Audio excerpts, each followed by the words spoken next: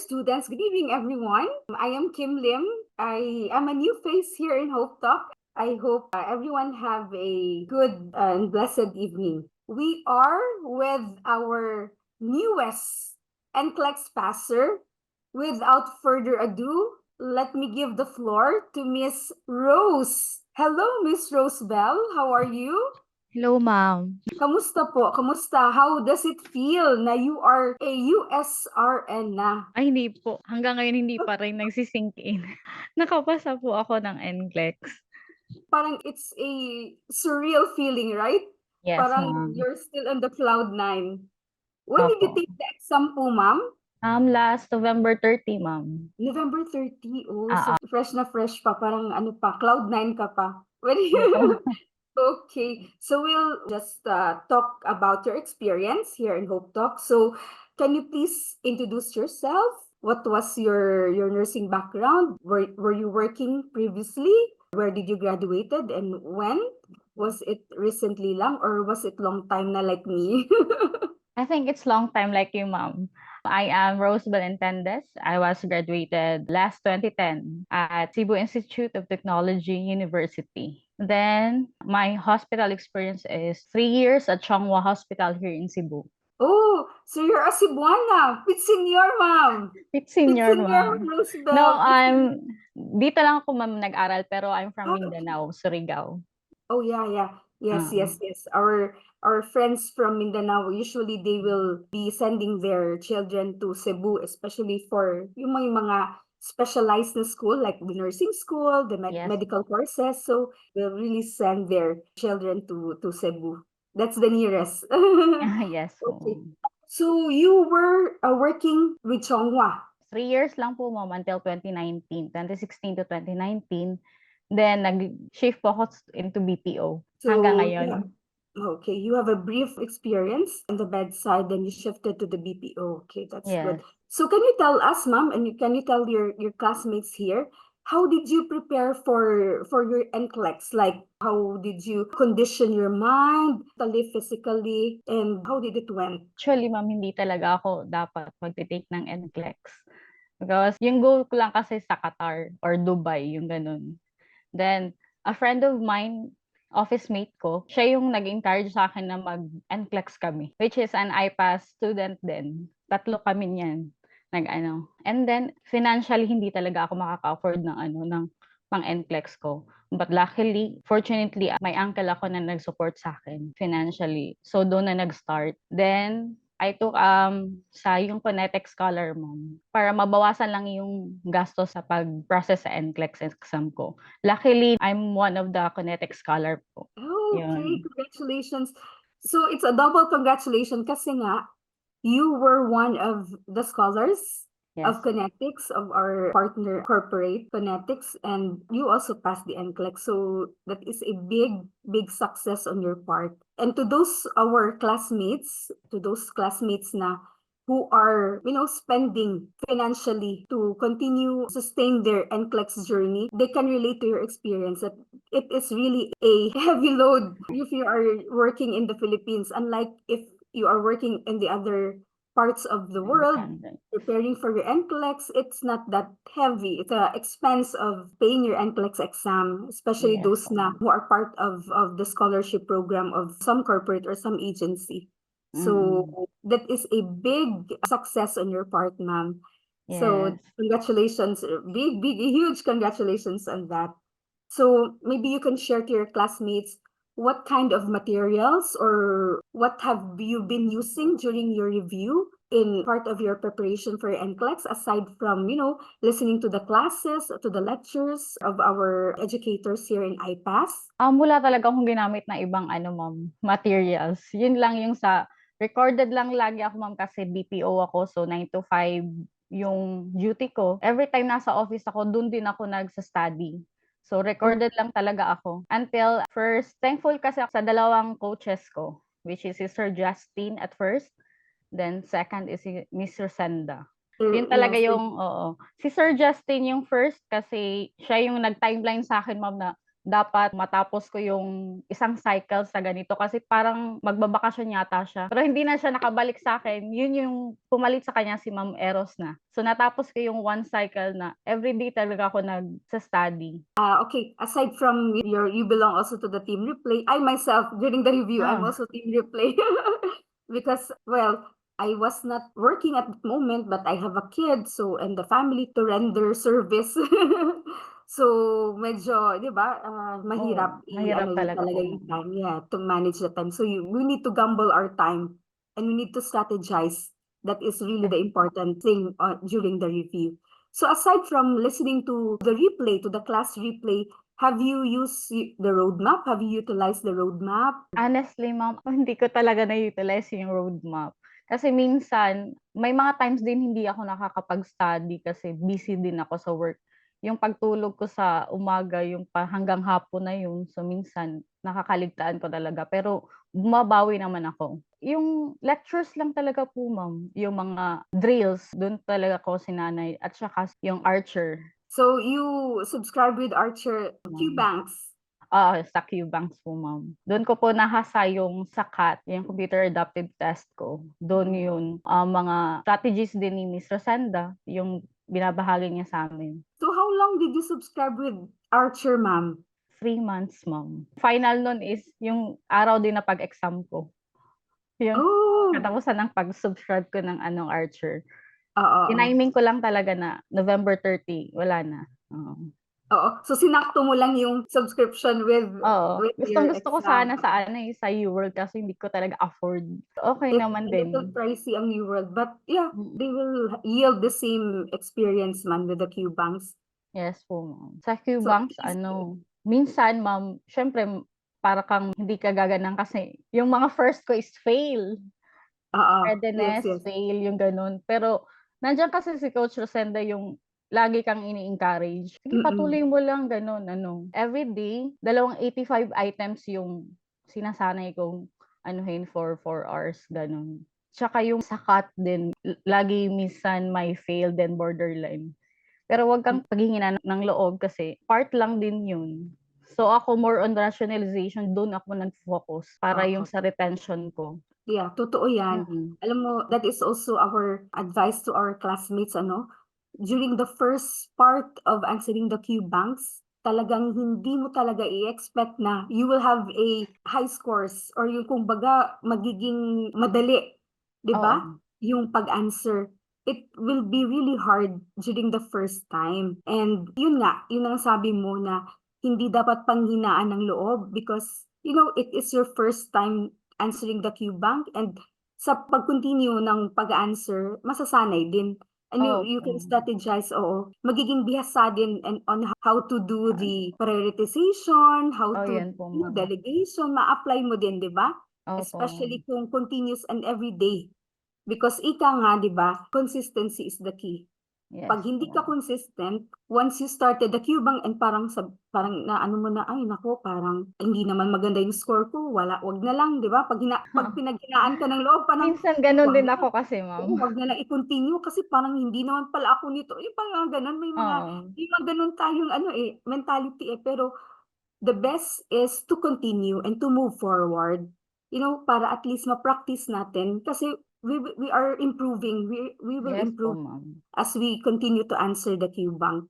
So, mabuti at na-continue mo, Ma'am Rose. Oo. Hindi ka Natapos ko talaga, nag-failure. Ma'am, lahat ng QBanks ko. Tinapos ko before ako lumipad sa sa Manila. So, at least tinapos mo siya. Hindi mo na siya pina-giveaway. Oo, hindi Yung na. 3 months. Oo. Sakto lang kasi, Ma'am, sa sa exam date ko. Oo, Oo. correct. So, you have been a part of Team Replay, nag-QBank ka, so yun ang mga nakuha natin sa'yo. Oo. And what were the challenges, ma'am, that you have encountered during the review? Yung mga major challenges na once na binalikan mo ngayon, pag inisip mo na kung nagpadala ka dun sa challenges, you will not push through, you will not go, finish your NCLEX journey, parang dun palang wala na. Yung time talaga, Ma'am, sa pagsa-study. Kasi dahil din sa work ko, panggabi. So, yun yung pinaka-major kasi first month of reviewing, nag-spasm kasi yung mata ko. May 1 month din ako doon, tumigil ako, Ma'am, ng review. pinapahinga ko muna yung mata ko. Siyempre kasi gamit din yung mata ko sa trabaho ko, then sa Mm. pagre-review pa. So, after nun, tuloy-tuloy na-manage ko naman ma'am na ipahinga muna. 2 hours sa office ako magsa-study. Like 4 videos a day. Yun yung goal ko lagi, na tapusin lahat. Siguro kung tinatamad ka, isipin mo na lang na ang laki ng gasto na pag-process pa lang sa NCLEX. Yun lang yung iniisip ko, sa laki ng gasto, gusto ko talagang pumasa. Para hindi naman masayang yung pinaghirapan ng uncle ko dun. Pero yung pagspasm ng mata niyo, it was not diagnosed with something, ma'am? More Hindi, on wala man. stress-related lang? Oo, siguro tsaka yung tired eyes, ma'am. Yung Okay. ganun lang. Pero after nun, hindi naman bumalik na po, ma'am. Okay. So, part of the stress lang pala yun. Ma'am, that is true. Pagka you will be dwelling on those things na parang distraction, parang 'di ba, madadala ka na parang ay wag na lang, or parang ay pagod, or ay ano pala, parang it will make me sick or what. Pero yun lang pala yun, those are distractions lang on the Opo. starting line of your review of your NCLEX journey, kasi nga papasa ka, 'di ba? Oo.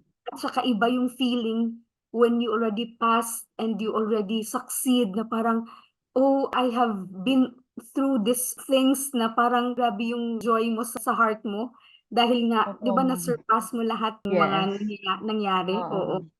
And that is also true na when you feel like, giving up, you always return to, the reason why The you reason have started. started. Yes. Why you chose to, review, why you chose to, bakit ka pa maghihirap? Bakit ka okay naman tayo with the call center, okay naman tayo, parang ganun ba? Oo. Nakakaano naman, nakaka-manage naman, di ba? But we will go back, why did I decided to take the NCLEX, di ba?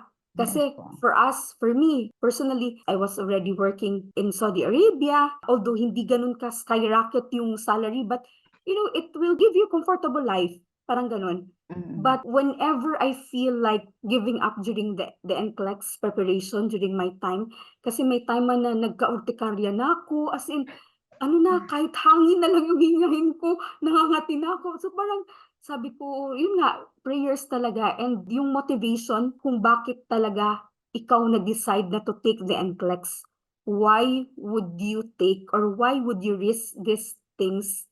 Di ba? Why would you waste your Oo. time? Bakit? Bakit? Yung ganun, parati ko yung iniisip, if I will not go back to my greatest why, kung ano talaga yung greatest why, which is, yun nga, magkakasama kami ng family ko. Mm. Wala magi-give up na ako parang, di ba, parang balik na lang ako ng Saudi kasi parang magkakasakit talaga ako dito while, during the preparation for my NCLEX. But you see, God is good because you have surpassed the struggles, the trials, the challenges. And at the end, as I always tell to my students din during the coaching, whenever you will feel like nawi-weaken na, yung parang hindi na, coach, parang okay na ako, parang susuko na ako, go back to why you have started. 'Di ba? Yes If you po, feel like ma'am. giving up, go back to why you have started. Yun ang ating magiging motivation. Motivation. Yes. So kayo, ma'am, ano ang pinaka-why ninyo? Why you have been motivated to take the NCLEX or to continue your NCLEX journey? Yun nga, ma'am, yung sa financially nga ginagasto ng uncle ko. Then second, iba na rin yung pananaw ko after nung nagre-review pa ako na, gusto ko nang pumunta ng US, yung ganun, para maiba naman.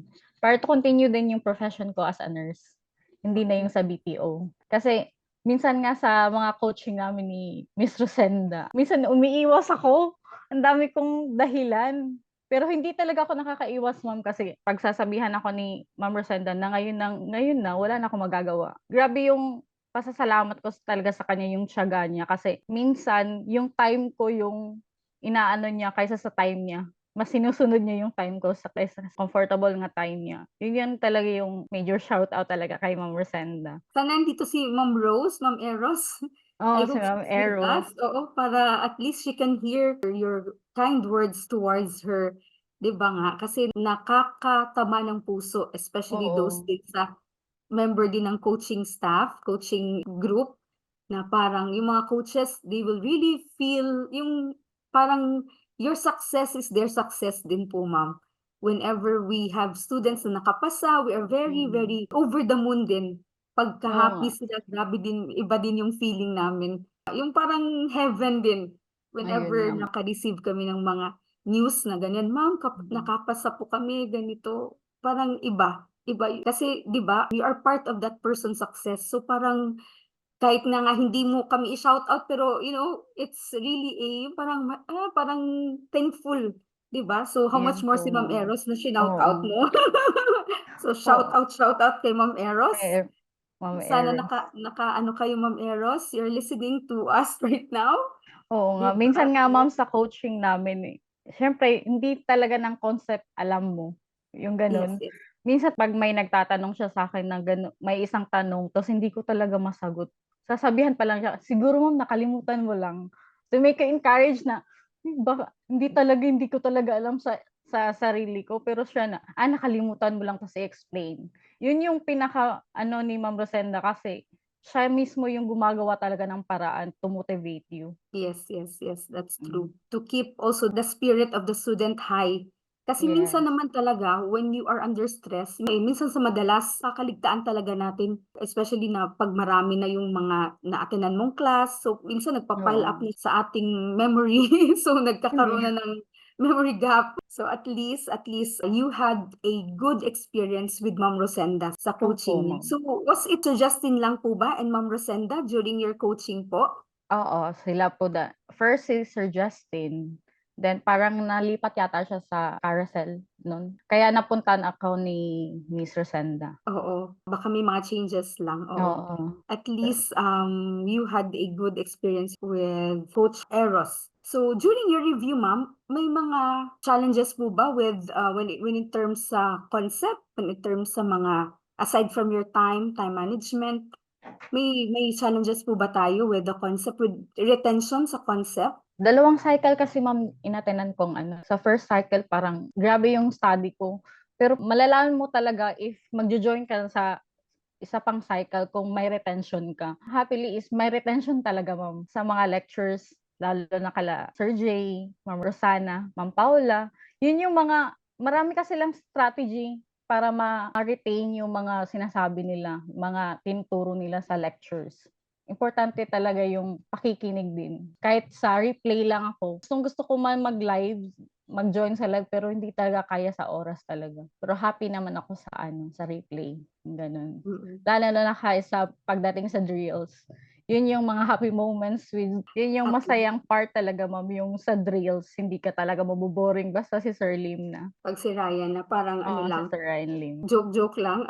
It's a positive feedback, especially when Yes. the student, like yung class niya, on how he deals with his class. Para at least, if, yun nga, the more na happy yan siya, the more na napapatawa niya yung student kasi sabi niya, if I will make them laugh, they will have increased oxygenation in their brain. Sabi ko, oh, yeah, kaya nga, no? Parang it makes sense. Ba't mo pala sila pinapatawa? So Oo. yun pala yung rationalization. So, we have classmate here, Sir Franklin Nipales. Ideally, how often is the coaching session? Hi, Sir Franklin. Ideally, the coaching session is, Monthly. you will receive an invitation once a month from the coaches. Oo. With your experience from Rose, how often did you had the Once a coaching? month, ma'am. Once a Once a month month, po right? with Eros, with Ma'am Oh. Eros. So according to Sir Mark, with our regular students, we have every 3 months. So every 3 months, and with our scholars like Ma'am Rose, she's under Kinetics, so monthly they will have coaching. So back to you, Ma'am Rose. With regards to the manner of, teaching for our educators, the manner of teaching, how they deal with the class, how was your experience? Was it fun? Was it relatable? Or ano man? Ang ganda sa lectures pa lang. So, dapat makinig talaga. Take note. Hindi lang yung parang, kasi ako, nung first cycle, print lang ako ng print. Minsan hindi ako nagsa-side note. Doon ako sa second cycle na kailangan ko mag-notes talaga. Pang sarili ko na para matandaan ko yung mga importanteng bagay sa lectures. So you have been repeating, telling us, ma'am, that first cycle, second cycle. So, would you advise to your classmates to do a 2-cycle review? Was it helpful? Sa akin, yes, ma'am, it's very helpful. Yung retention talaga, tsaka yung sa pag-strategize ng mga questions, kung paano mo siya i-atake. Doon talaga ako na ano, ma'am, until nag-Q-banks ako. So, at first, yun nga, mahirapan ka first sa Q-banks kasi iba yung mga questions sa mga drills natin compare sa Q-banks. Like sa Archer kasi maliliit lang yung ano, ma'am, hindi mahaba yung mga questions sa Mm-mm. drills natin. Sa concept talaga, ma'am, kailangan yung sa concept, matibay talaga yung concept mo. Then prayers din. Yun lang talaga. So yes, that is true. Prayers will really, really help. But partner with prayers is your Prayers hard and work. hard work. Di ba? We need to also show to the one we are praying na we are doing also our best, our part na, di ba, to pass the NCLEX exam. Mm. So yes, I agree then with you, ma'am, that we are really, it's ideal to do a 2-cycle review. No? 4 to 6 months is the ideal talaga to have the solid or the parang cemented retention of concept Yes. when it comes to the NCLEX exam. So, classmates, take it from Ma'am Rose. She did a 2-cycle review kasi nga, better be sure than sorry, di ba? Yes Parang, po. pag mamadaliin mo, if you will take it in a hurry, the exam, if you will take the exam in a hurry, parang, wala na, parang the next time you will take the exam, parang hindi na yun ang vibe na gusto mo, di ba? Opo, So, ma'am. at least we will make it parang sure ball na. That is our main goal here, na pang one take lang talaga with our NCLEX. So, this is also our advice to our students. Those who are reviewing now, do it on a daily basis. Di pa po, Ma'am Rose? Yes. We need to do it in the daily basis para at least naman we will have a continuity of our concept, continuity din with the classes para at least walang mga gaps in between. Kasi Opo, pag ma'am. once na parang may pause ka or may break ka in between, minsan tamad ka nang bumalik eh, 'di ba? May mga ganung ano Oh, tayo, ma'am. yes, ma'am. May times Mm. din nagkaganyan ako sa first na cycle. Pero pinagpatuloy ko lang talaga until matapos ko yung first cycle. At 'di ba may mga ganung feeling talaga, but we need to pursue, we need to go, move forward and to, step by step lang ang pag-handle natin with our review. So, Yes. we will go to the day na of your exam, ma'am, ha? So, during your exam, during the actual exam day, can you do a storytelling on what happened to you? Was it a smooth sailing registration towards the exam center or ano ba? Was there any kasi may mga iba tayong classmates na before they went to the exam center, parang naanuhan muna, may mga aberya muna, may mga side challenges muna sila. But how about you, ma'am? A night before sa exam, ma'am, nagpunta ako ng mall para ma-meet ko yung mga kababata ko sa Manila. Isa din yung purpose ko dun sa pagpunta ko aside sa exam. Para kasing na-anxious na ako, ma'am, a night before. So, yun yung parang way ko para mawala yung kaba ko. Umalis talaga ako, nagpunta kami ng mall. Then, after mga 9 na nga ako nakauwi nun. Natulog lang ako, then gising ako mga 7. Around 8 a.m., bumiyahe na ako papunta sa Trident. After din, nag-register kami sa baba. Parang may attendance doon. Diretso ko na talaga sa 14th floor. Smooth sailing naman may yung pag-register ko, ma'am, ganun. Pero before ako pumasok, nag-CR muna talaga ako. Kasi parang hindi ko talaga, iba na yung ng chan ko noon eh. Hindi ko na maintindihan. So, nag-CR muna ako before ako pumasok do'n. Masyado silang mahigpit. Akala ko nga makakadala ka ng snacks do'n sa loob. Kasi yun yung encourage nila magdala ka ng snacks. So, bumili naman ako sa 7-Eleven, dami kong snacks. Yun pala yung during break time mo pala yun, kakainin mo. Hindi mo pala mapapasok do'n pati yung tubig mo. Kaya yun yung pagpasok ko na, tuloy-tuloy na talaga. Nasa seat number 15 ako no'n. Tsaka before ako pumasok, ma'am, gusto ko talaga na yung locker ko 15 din. Kasi 15 yung number ko.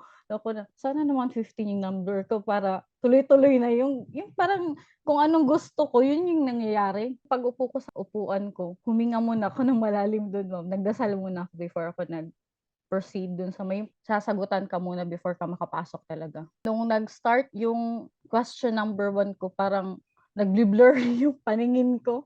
Hindi ko mabasa first yung Ano ba yung nangyayari para akong nag-aano, yung nilalamig talaga ako pero naka-jacket ako nun. After nun mga 1 to 3 questions, kasi yung advice sa'kin ni Mr. Senda kailangan 1 to 15 questions, kailangan sure ka talaga sa answers mo, gano'n. Eh, nagtuloy-tuloy naman ma'am hanggang nag-shutdown siya sa 85. Na-shock ako kasi hindi ko rin alam kung matutuwa ba ako, pero yung pakiramdam ko nung panahon na yun is ang gaan ng feeling ko. Kasi hindi ka naman puwedeng umupo pa dun, so lumabas na talaga ako after nung nag-85. Pero may survey dun about yata sa privacy lang sa pag-take ng exam. Pangatlo yata ako nun, 1 hour and 15 minutes ako natapos sa 85 items.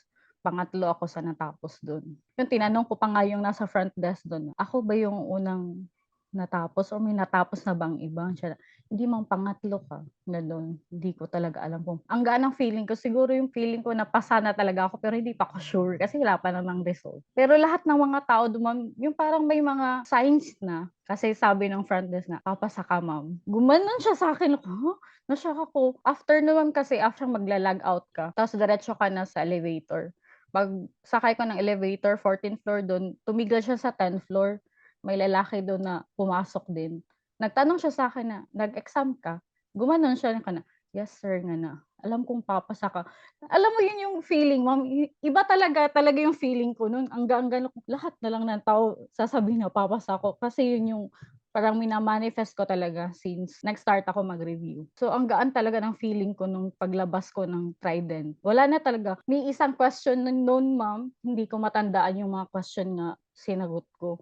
Mga after 3 days pa ako nakaka-recall ng mga kung ano yung mga question na lumabas. Parang nagkaroon ka ng amnesia, Oo, ma'am, parang selective nag-blackout. amnesia, Hindi ko talaga alam nagkaroon ka kung ng bakit. selective amnesia after ng exam. Oo, And it is also parang a good feeling ma'am 'no, na parang after your exam parang may mga nagre-reassure na sa'yo na, "Uy, pasado ka na."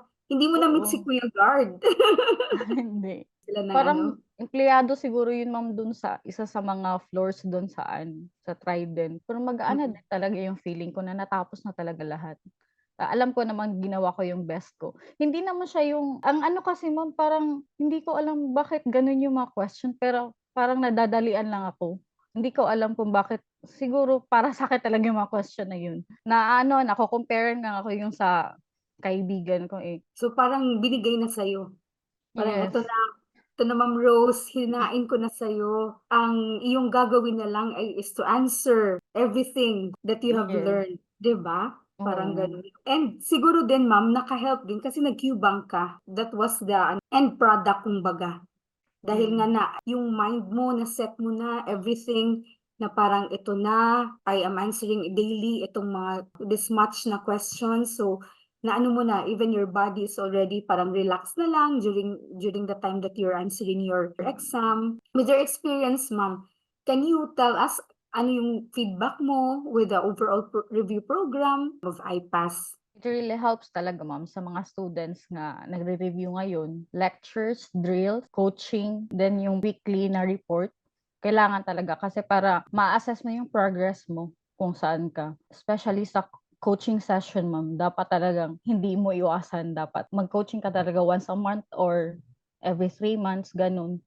Kasi nakakatulong talaga yun. Sa lahat, sa lectures talaga ma'am, siguro sa 2 cycles ko, yun yung concept talaga. Dapat talaga nilang aralin mabuti yung mga lectures. Yun lang, araw-araw lang talaga mag-study. If mapagod, pahinga lang, pero go pa rin pagkabukas. Ganyan lang talaga. Then prayers din po ma'am.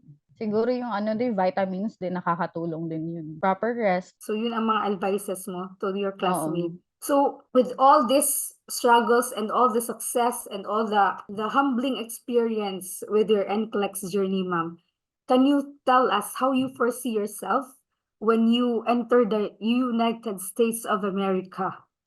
Paano mo nafo-foresee ang iyong ano, parang, "Hello, United States," parang gano'n? Ngayon ma'am, hindi ko pa talaga siya na-foresee.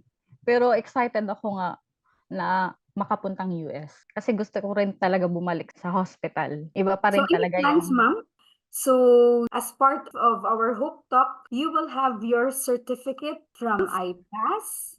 So this NCLEX certificate is given to Rosebel Intendes for successfully passing the NCLEX RN examination. This serves as a proof that Rosebel Intendes is a safe nurse based on the USA standard of nursing practice. So given this January 15, 2024, with our co-founder, Sir J. Padong, and our program administrator, Mr. Mark Saspa. So, yahoo! Congratulations, Ma'am Rose! Thank you po, ma'am. Oo. So, congratulations po. Congratulations, Ma'am Rose, for successfully passing the NCLEX exam. So, last advice po sa mga magti-take ng NCLEX dyan, anong final advice and tips mo kung may bibigay ikaw with your classmates din or kung sino man ang gustong mag-take ng NCLEX? Yun nga sa pag-study habits, ma'am, then sa concept, prayers po talaga din, ma'am. Every day din, manifesting it every day na makukuha mo talaga. Makakapasa ka ng NCLEX. Sa lahat po ng students, alam po, papasa kayo. Kayo na po yung susunod. Yes, that's true. Oo. And yun sa mga hindi pa nag-enroll na kayo sa IPAS. Yes. Ang That's dami my nga, ma'am. advice to you all. Yes.